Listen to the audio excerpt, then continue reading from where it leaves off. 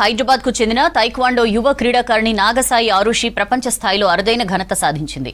అత్యల్ప వయసులో అత్యధిక టైటిల్స్ గెలుచుకున్న క్రీడాకారిణిగా వరల్డ్ రికార్డ్ క్రియేట్ చేసింది.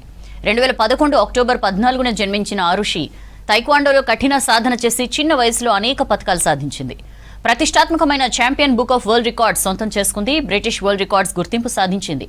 ఇక అండర్ 14 జూనియర్ మహిళల విభాగంలో తైక్వాండోలో రాణిస్తున్న ఆరుషితో Anil face to face. Telangana రాష్ట్రంలో అన్ని స్పోర్ట్స్లలో దూసుకెళ్తున్నారు. మహిళా విభాగంతో పాటు పురుషుల విభాగంలో కూడా దూసుకెళ్తున్నారు. అయితే నగరానికి చెందినటువంటి జూనియర్ మహిళా విభాగంలో కూడా తైక్వాండో పోటీలలో ఇప్పటికే రాణిస్తున్నటువంటి ఆరుషి కూడా మనకి ఇప్పటికీ 3 గోల్డ్ పథకాలు సాధించింది, 2 సిల్వర్ పథకాలు కూడా సాధించింది.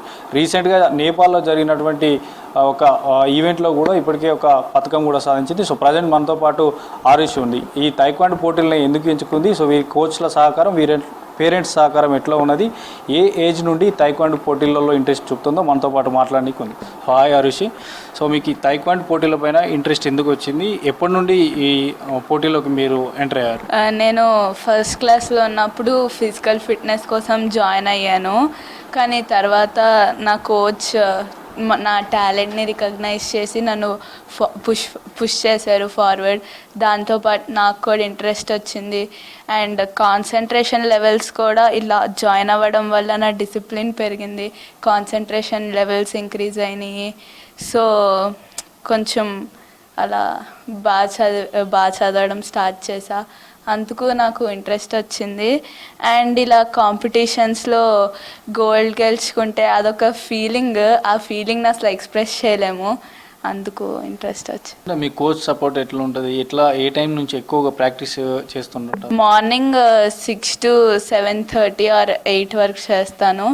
మా కోచ్ నన్ను చాలా బాగా సపోర్ట్ చేస్తారు, ఎంకరేజ్ చేస్తారు. ఆయన లీడర్షిప్లో ట్రైన్ అవ్వడానికి నేను చాలా హ్యాపీగా ఫీల్ అవుతున్నాను. నాది ఫస్ట్ నేషనల్స్ వెళ్ళాను, ఒక 9, 8 వెళ్ళాను, 10 వరకు. లేదు, నా టార్గెట్ ఏషియన్ గేమ్స్. సో ఇదొక ఫస్ట్ స్టెప్ ఏషియన్ గేమ్స్కి రీచ్ అవ్వడానికి. ఇప్పుడు ఆ 2 పథకాలు కూడా సిల్వర్ కానీ గోల్డ్ కానీ మీరు అచీవ్ చేసినప్పుడు అప్పుడు ఆ ఫీలింగ్ ఎట్లా ఉండేది నీకు సపోర్ట్గా? అంటే నీకు అక్కడ వేరే వాళ్ళు కూడా వచ్చి ఉంటుంటారుగా, సో ఏమన్నారు మీతో?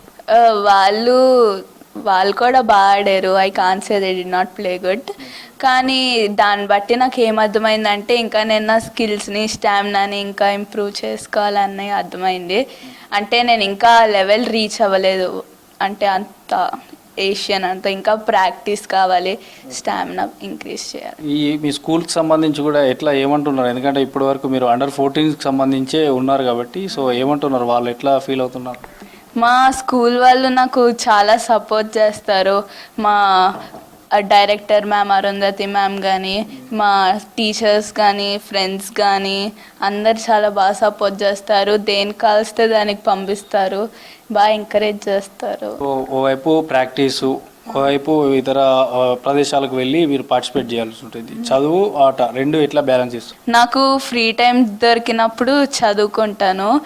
మార్క్స్ మా మమ్మీ వాళ్ళు ఏమంటారంటే మరీ ఎక్కువ కాదు, ఫోకస్ చెయ్యి, యావరేజ్ వస్తే చాలు. నాకు పేరెంట్ ప్రెషర్ కూడా ఏం లేదు. సో చదువు కూడా బాగానే చదువుతాం. ఫస్ట్ ఏషియన్ గేమ్స్కి టార్గెట్ చేస్తాను, తర్వాత ఒలింపిక్స్లో గోల్డ్ మెడల్ తీసుకొని రావడానికి ట్రై చేస్తాను. ఏదైతే మొన్న మౌంట్ ఎవరెస్ట్కి సంబంధించినటువంటి ఈవెంట్ జరిగిందో, సో ఆ రోజు ఎట్లా ఉండే, మీరు ముందు ఎలా ప్రిపేర్ అయ్యారు? నాకు అప్పుడు ఎగ్జామ్స్ అవుతున్నాయి, ఫైనల్ ఎగ్జామ్స్. సో ప్రాక్టీస్ చేశాను, అంటే అంత ఇంటర్నేషనల్స్కి అంత ప్రాక్టీస్ చేయలేదు కానీ చేశాను. సో అందుకే స్టామినా కూడా కొంచెం తగ్గింది. నేను నాగసాయి ఆరుషి వాళ్ళ కోచ్ని. గత 4 సంవత్సరాల నుండి ఆరుషి నా ఆధ్వర్యంలో ట్రైనింగ్ అవుతుంది. స్కూల్ గేమ్స్లో ప్రతి ఒక్క ఈవెంట్లో ఆరుషి పార్టిసిపేట్ జరుగుతుంది.